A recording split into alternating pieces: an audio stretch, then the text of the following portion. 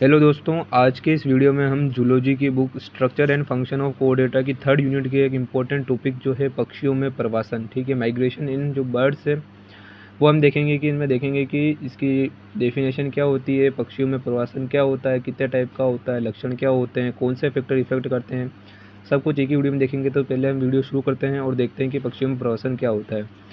तो पक्षियों में अनुकूल वातावरण, भोजन और आवास की खोज में एक विशेष अवधि के लिए पक्षी क्या करता है, पक्षी एक स्थान से दूसरे स्थान पर चले जाते हैं, ठीक है। और इस स्थान पर रहते हुए जब पक्षी को भोजन की कमी महसूस होती है या मौसम प्रतिकूल हो जाता है तो वह वापिस अपने पुनः जो होते हैं मूल स्थान पर लौट आते हैं, ठीक है। ये संपूर्ण क्रिया क्या कहलाती है, प्रवासन कहलाती है, ठीक है। तो बेसिकली क्या होता है कि पक्षी एक स्थान से दूसरे स्थान पर जाता है, ठीक है, पर वहाँ पे वापस उसको जब भोजन की कमी महसूस होती है या फिर मौसम प्रतिकूल हो जाता है तो वापस क्या करता है, अपने मूल स्थान पर लौट आता है। तो ये जो संपूर्ण जो क्रिया होती है इसको अपन क्या कहते हैं, प्रवासन कहते हैं, माइग्रेशन कहते हैं, ठीक है। तो पक्षियों की वे जातियाँ जो प्रवास नहीं करती है उसे क्या कहते हैं, वर्ष भर एक ही स्थान पर रहती है, वो अप्रवासी पक्षी कहलाते हैं, ठीक है। अब हम देखते हैं प्रवास के प्रकार कितने होते हैं, ठीक है। तो प्रवास के प्रकार मेनली जो होते हैं 4-5 टाइप के होते हैं, हम एक एक करके देखते हैं कौन कौन से हैं। तो फर्स्ट है हमारा अक्षांशीय प्रवास, ठीक है। तो इस प्रवास का अर्थ क्या है कि पृथ्वी का उत्तर पक्षी का जो होता है उत्तर से दक्षिण तथा दक्षिण से उत्तर में जाना, ठीक है। अर्थात पक्षियों में जो होते हैं, पक्षियों में उत्तरी गोलार्ध से दक्षिणी गोलार्ध और दक्षिणी गोलार्ध से उत्तरी गोलार्ध की ओर गमन को हम क्या कहते हैं, अक्षांशीय प्रवास कहते हैं, ठीक है। मान लो कि ये पृथ्वी है तो इसका ये क्या है, ऊपर वाला उत्तरी गोलार्ध है, नीचे वाला जो है दक्षिणी गोलार्ध। तो पक्षी का क्या, उत्तरी गोलार्ध से दक्षिणी गोलार्ध या दक्षिणी गोलार्ध से उत्तरी गोलार्ध की ओर जाना, ठीक है। तो ये क्या होता है, अक्षांशीय प्रवास होता है, ठीक है। और इसका एग्जाम्पल देखते हैं हम, तो शीतकाल के प्रारंभ में उत्तरी जो अमेरिका का गोल्डन प्लोवर पक्षी है, ठीक है, वो कहाँ पे आता है, दक्षिणी अमेरिका अर्जेंटीना में आते हैं। इसी प्रकार जो साइबेरिया, जो उत्तरी अमेरिका से कुछ पक्षी जो होते हैं साइबेरियन सारस, वो कहाँ पे आते हैं, हिमालय के मैदानी इलाकों में आते हैं, ठीक है। और दूसरा टाइप होता है इसका देशांतरी प्रवास। इस प्रवास का अर्थ पक्षी का पूर्व से पश्चिम, ठीक है, और पश्चिम से पूर्व दिशा में प्रवास क्या कहलाता है, देशांतरी प्रवास कहलाता है। इस प्रकार का प्रवास कौन से पक्षी करते हैं, तो एग्जाम्पल हमको देना है पेगोटियन पक्षी और पेगोरियन पक्षी, ठीक है, और स्टर्लिंग बर्ड जो होते हैं देशांतरी प्रवास करते हैं, ठीक है। अब तीसरा जो होता है ऊंचाई में प्रवास, ठीक है। तो ये प्रवास कब किया जाता है, जो गर्मियों में किया जाता है अधिकतर, ठीक है। तो यह प्रवास जो होता है गर्मियों में निचली जो घाटियों से जो होते हैं ऊंचे पहाड़ों में होता है, ठीक है। निचली घाटियों से किस में होता है, निचली घाटियों से ऊंचे पहाड़ों में इस प्रकार का प्रवास होता है, ठीक है। और गर्मियों में भारत के मैदानी भागों में जो रहने वाले पक्षी होते हैं जैसे आते हैं समूह में जो होते हैं समुद्र तट से हजारों फीट ऊंचाई पर उड़ते हुए कहाँ आते हैं, हिमालय की घाटियों में पहुंच जाते हैं, ठीक है। तथा सर्दी में पुनः जो होते हैं मैदानी इलाकों में लौट आते हैं, ठीक है। तो क्योंकि ऊपर जो होती है ठंड ज़्यादा होती है, इसलिए क्या करते हैं, गर्मी से ठंड वाले इलाके की ओर प्रवास करते हैं और वापस जब उधर भी ठंड ज़्यादा हो जाती है, ठीक है, सर्दी में, तो वापस कहाँ पे आते हैं, मैदानी इलाकों में लौट आते हैं। इस टाइप का जो प्रवास करते हैं उनका एग्जाम्पल कौन कौन सा है, वुडकॉक और बुशचे, ठीक है। और चौथे पास टाइप का जो प्रवास है वो है आंशिक प्रवास। ऐसे प्रवासी पक्षी जो अपने मूल स्थान को छोड़कर जाते नहीं है, ठीक है, मतलब उसी स्थान पर जो होते हैं इधर उधर जाते रहते हैं, उस टाइप का छोटे एरिया में प्रवास करते हैं, ठीक है। तो वो होता है आंशिक प्रवास, ठीक है। इसके एग्जाम्पल क्या है, ब्रान ब्रान ओयल हो जाएगा, ठीक है, और टाइला एल्बा ब्लू जेस जो हो जाएगी, इसके एग्जाम्पल है पक्षी हैं, ठीक है। और पांचवें टाइप का प्रवास है ऋतुपरक प्रवास, ठीक है। इस प्रकार के प्रवास जो होते हैं वातावरण की जलवायु में जो होते हैं दिन प्रतिदिन या मौसम के परिवर्तन से पैदा होते हैं, ठीक है। तो इस प्रकार का प्रवास कौन सा पक्षी करता है, तो इस प्रकार का प्रवास जो होता है बतख करता है, ठीक है। अब प्रवास के हम पहले लक्षण देख लेते हैं कि प्रवास के क्या क्या लक्षण होते हैं। तो प्रवास का जो समय होता है वह भी क्या होता है, निश्चित होता है, ठीक है। फर्स्ट जो इसका लक्षण है वह है प्रवास का समय। अधिकतर प्रवासी पक्षियों में प्रवास का जो समय होता है वह निश्चित होता है। यह दिन का समय अथवा रात्रि का समय हो सकता है, ठीक है। तो दिन के समय जो प्रवास करने वाले पक्षी होते हैं और रात के समय जो प्रवास करने वाले पक्षी होते हैं उनके आधार पर इनको जो होते हैं दिवा प्रवास, रात्रि प्रवास में बांटा गया है।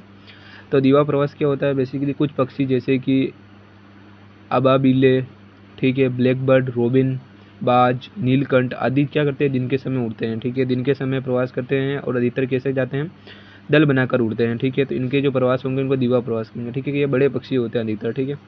अब रात्रि प्रवास जो होते हैं, अधिकतर प्रवासी पक्षी जो होते हैं रात्रि के समय ही उड़ते हैं, ठीक है। उन्हें रात्रि प्रवासी पक्षी कहते हैं, ठीक है। ये आकार में छोटे होते हैं, ठीक है। जैसे कि गोरैया, पीटरा, कस्तूरा, ये रात्रि में इसलिए उड़ते हैं ताकि अपनी सुरक्षा कर सके, ठीक है। सवेरा होते ही किसी स्थान पर ठहर कर आहार ग्रहण कर विश्राम करते हैं, ठीक है। वह रात्रि के होते ही फिर से अपनी यात्रा प्रारंभ करते हैं, ठीक है। तो ये छोटे पक्षी रात्रि में क्यों उड़ते हैं, ताकि बड़े जो पक्षी है वो दिन में उड़ते हैं, ठीक है, तो उनका जो होते हैं शिकार ना बने और अपनी सुरक्षा भी कर सके, इसलिए ये जो होते हैं रात्रि में उड़ते हैं। बड़े पक्षी जो होते हैं वो दिन में उड़ते हैं, दीवा प्रवास करते हैं, ठीक है। दूसरा जो इनका लक्षण है वो है प्रवास का मार्ग। तो प्रवास का मार्ग भी जो होता है वो फिक्स होता है, ठीक है। ये चार प्रकार के जो मार्ग होते हैं वो एक एक करके हम देखते हैं। तो पहला मार्ग है हमारा समुद्री मार्ग, ठीक है। तो समुद्री मार्ग जो होते हैं, कुछ पक्षी जो होते हैं समुद्री मार्ग से प्रवास करते हैं। ये पक्षी एक उड़ान में जो होते हैं 400 मील तक का समुद्री मार्ग पार कर लेते हैं, ठीक है। और दूसरा जो इसका टाइप है वो है तटीय मार्ग, ठीक है। कुछ पक्षी जो होते हैं समुद्री तटों के साथ जो होते हैं उड़ते हैं। इससे जो होते हैं पूर्वी अटलांटिका रेखा, पश्चिम अटलांटिक तटीय रेखा, पूर्वी पश्चिमी द्वीप समूह तटीय रेखा, ठीक है। तो ये सब जो है ये तटीय मार्ग है तीनों, ठीक है। तो इन पे जो होता है प्रवासी पक्षी इनका इस मार्ग का भी अनुसरण करते हैं, ठीक है। और जो तीसरा टाइप है इसमें, वो तीसरा टाइप कौन सा है, तो तीसरा टाइप है नदी घाटी मार्ग, ठीक है। अब हम तीसरा टाइप देख लेते हैं नदी घाटी मार्ग, ठीक है। तो मैदानों से पहाड़ों की ओर, ठीक है, या पहाड़ों से मैदानों की ओर लौटते समय प्रवासी पक्षी मार्ग में पड़ने वाली नदी घाटी से ही गुजरते हैं, ठीक है। तो नदी घाटी मार्ग कौन सा होता है, तो पहाड़ों से मैदानों की ओर और मैदानों से पहाड़ों की ओर जो बीच में जो नदियाँ होती है, ठीक है। तो पक्षी जब मैदान से पहाड़ों पे जाता है या पहाड़ों से मैदान की ओर आता है, ठीक है, तो नदी घाटी मार्ग से होते हुए क्या करता है, अपनी यात्रा करता है, ठीक है। अब चौथा जो टाइप है इसका वो क्या है, पर्वतमालाएं, ठीक है। तो बहुत ही जो कम पक्षी होते हैं वो क्या करते हैं, प्रवास करने के लिए पहाड़ियों को पार करते हैं, ठीक है। और पहाड़ियों को पार करके प्रवास कर अन्य स्थानों पर पहुंचते हैं, ठीक है। अब प्रवास की गति भी जो होती है, जो तीसरा लक्षण है इसका, तो प्रवास की गति भी जो होती है फिक्स होती है। प्रवासी पक्षियों की गति जो होती है 20 से 30 मील प्रति घंटा होती है, ठीक है।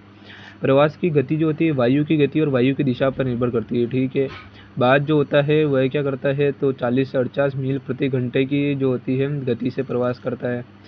अब और ये दूसरा एग्जाम्पल भी दे रखा है इसमें, ठीक है। अब चौथा जो होता है प्रवास की ऊंचाइयाँ, ठीक है। जो प्रवास की ऊंचाइयाँ होती है वो भी जो चौथा लक्षण है ये भी फिक्स होती है, ठीक है।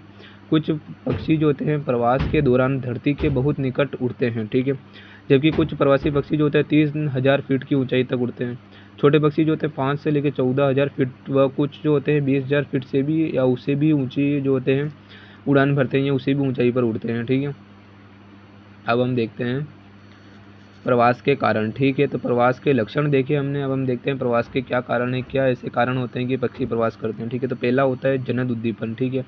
तो अधिकतर पक्षी वैज्ञानिकों का मानना है कि जनन यानी गोनाड्स के परिपक्व होने से उनमें शरीर क्रियात्मक परिवर्तन होते हैं, ठीक है, जो प्रवास के लिए एक आवेग उत्पन्न करते हैं, ठीक है। और पक्षी जो होते हैं सर्दी के स्थान से उड़कर जाते हैं प्रजनन योग्य जो होते हैं क्षेत्रों में जाने के लिए प्रेरित होते हैं, ठीक है। रोमन एक साइंटिस्ट है, उनके अनुसार क्या है कि प्रवास का उद्दीपन पक्षियों में जनन से उत्पन्न होने वाले हार्मोन से होता है, ठीक है। ये तो पहली थ्योरी हो गई कि पक्षियों में जनन उद्दीपन के कारण प्रवास होता है। अब दूसरी थ्योरी कौन सी, वातावरण के उद्दीपन, ठीक है। तो आहार की कमी, दिन की अवधि, सूर्य की तीव्रता, बढ़ती सर्दी, ठीक है, तूफानी मौसम, वायु दाब का बढ़ना आदि जो बाहरी परिस्थितिक दिशा है, ठीक है, बाहरी परिस्थिति दशा है, ठीक है, पक्षियों को क्या करती है, अनुकूल स्थान के प्रवास करने के लिए उत्तेजित करती है, ठीक है। जो प्रवास कब करेंगे पक्षी, जब उनके वातावरण उनके प्रतिकूल हो जाएगा तो अनुकूल स्थान पर प्रवास करते हैं पक्षी, है ना। अब तीसरी जो परिकल्पना है वो है थायराइड परिकल्पना, ठीक है। तो इस परिकल्पना के अनुसार क्या होता माना जाता है कि थायराइड ग्रंथि प्रवास से पूर्व जो होती है अत्यधिक मात्रा में थायरोक्सिन हार्मोन का स्त्राव करती है, ठीक है, जो उपापचय क्रिया को बढ़ाकर पक्षी को प्रवास के लिए प्रेरित करता है, ठीक है। अब चौथी जो थ्योरी वह है पीयूष ग्रंथि हार्मोन, ठीक है। तो नए अनुसंधान के अनुसार प्रवास के दौरान उद्दीपन का संबंध जो होता है पीयूष ग्रंथि से स्रावित होने वाले गोनेडोट्रोपिक हार्मोन से होता है, ठीक है। अब हम देखते हैं कि प्रवास की कार्यकी, ठीक है। तो पांचवी जो है प्रवास की कार्यकी, तो प्रवासी पक्षियों को बिना खाए पिए कई हजारों किलोमीटर दूर तक उड़ना पड़ता है, ठीक है। तो इसलिए उनमें प्रवास से पहले क्या होता है कि वसा का शरीर में जमा हो जाता है, क्योंकि थायरोक्सिन परिकल्पना के अनुसार क्या होता है थायराइड ग्रंथि से थायरोक्सिन हार्मोन निकलता है। अब वो उपापचय क्रियाओं को बढ़ा देता है, जिससे बड़ी हुई उपापचय क्रियाओं के कारण क्या होता है कि इनमें वसा का जमाव भी शरीर में बढ़ जाता है, ठीक है। वसा ग्लाइकोजन की तुलना में अधिक ऊर्जा देती है, ये हमको बात पता है। अब प्रवास की नियमितता, ठीक है। तो प्रवासी पक्षियों की कई प्रजातियों में प्रवास स्थान जो होता है पर पहुंचने व छोड़ने के समय में वर्ष प्रतिवर्ष एक विलक्षण नियमितता पाई जाती है, ठीक है। लंबी दूरी तय करने की या मौसम की बाधाओं के बाद भी ये सिर्फ जो होते हैं 1 या 2 दिन आगे पीछे सही समय पर अपने गंतव्य स्थान पर पहुंचते हैं, ठीक है। मतलब कि ये जब इनका प्रवास के लिए जो इन्होंने स्थान इनके लिए जो चयन होता है, ठीक है, तो इसमें ये अगर कोई भी इनमें विपदा भी आती है तो भी 1-2 दिन से ज़्यादा इनको जो होता है टाइम नहीं लगता है, ये प्रवास उसकी समय पर ही करते हैं, ठीक है। और साथ ही अधिकतर प्रवासी पक्षी आमतौर पर प्रतिवर्ष अपने एक ही प्रजनन स्थान पर आकर रहते हैं। ठीक है, ये प्रवास की नियमितता हो गया। प्रवास की अध्ययन की विधियाँ देख लेते हैं कि पक्षी प्रवास करते हैं तो उनके हमको पता ही चलेगा कि किस प्रकार से हम उनके प्रवास का अध्ययन कर सकते हैं। ठीक है, तो पक्षियों में रात्रि के समय प्रवास करने वाले पक्षियों का अध्ययन जो होता है निम्न विधियों से किया जा सकता है। ठीक है, टेलीस्कोप द्वारा। ठीक है, तो इसकी सहायता से रात्रि में चंद्रमा के सामने से गुजरने वाले पक्षियों की संख्या व गति का अध्ययन किया जा सकता है। ठीक है, रेडी या दूरी मिति। ठीक है, तो रेडियो ट्रैकिंग ट्रांसमीटर एवं अभिग्राही उपकरणों की सहायता से पक्षियों का अध्ययन आसानी से किया जा सकता है ना।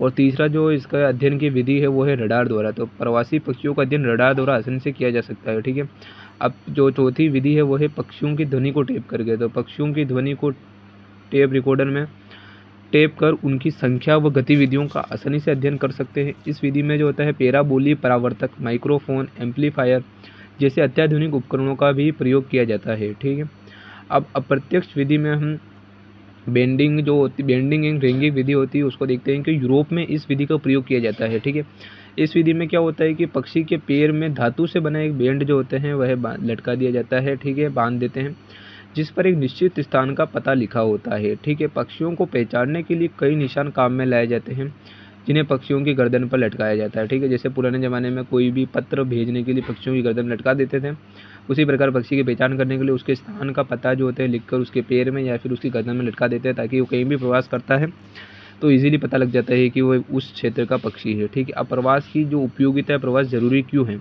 ठीक है, तो पक्षी प्रवास के अनेक लाभ हैं। ठीक है, जैसे बेहतर जलवायु मिलती है, उसको पौष्टिक आहार मिलता है, आवास की सुविधा, वो प्रजनन हेतु उपयुक्त स्थान आदि मिलता है।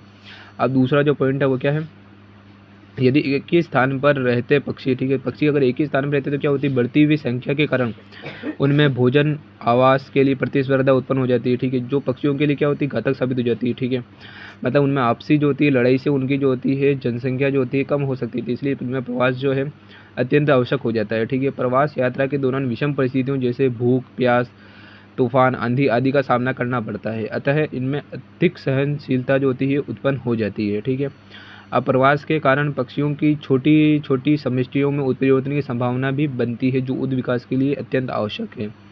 प्रवास क्षेत्र के जो अन्य भागों के पक्षियों के साथ क्या होता है, जीन विनिमय का अधिक अवसर मिल पाता है। ठीक है, क्योंकि क्या होता है कि जो पक्षी प्रवास करके दूसरे क्षेत्र में पहुंचता है तो उस क्षेत्र की अन्य जाति के जो पक्षी हैं उनसे भी इनकी जो होती है मैटिंग होती है, तो उससे क्या हो जाएगा कि इनमें जीन विनिमय का अवसर अधिक जो होता है इनको मिल पाता है। ठीक है, अब हानियाँ क्या होती है, तो हानियाँ में पहली हानि है कि टेलीविज़न के टावर, प्रकाश स्तंभों से टकराकर बहुत से पक्षी जो होते हैं मर जाते हैं। ठीक है, अब बिना रुके जो पक्षियों को, दूसरा पॉइंट क्या है, तो बिना रुके पक्षियों को लंबी यात्रा तय करनी पड़ती है। ठीक है, लंबी यात्रा से पक्षियों को थकान हो जाती है और उन कुछ प्रवासी पक्षी जो होते हैं समुद्र को पार करते समय क्या होता है, थकान के कारण डूब के उधर ही जो होते हैं मर जाते हैं। अब तीसरा जो इसका पॉइंट है वो है जलवायु में अचानक परिवर्तन होने से बहुत से पक्षी क्या होते हैं मर जाते हैं। जैसे अचानक तेज़ बारिश आ गई, बिजलियाँ कड़कने लगी तो आधे जो कुछ पक्षी जो होते हैं वो क्या होते हैं मर जाते हैं। ठीक है, तो ये सब जो थे हमने देखे कि पक्षियों में प्रवास क्या होता है, क्या क्या कारण हैं प्रवास के, क्या क्या उपयोगिता है, ठीक है, क्या हानियाँ हैं। ठीक है, ये सब हमने देखी। तो ये आपको एज इट इज़ जब 10 नंबर में क्वेश्चन आता है तो सारे पॉइंट बनाकर इसको ऐसे कैसे ही लिखना है, तो आपको फुल में से फुल मार्क्स मिल सकते हैं।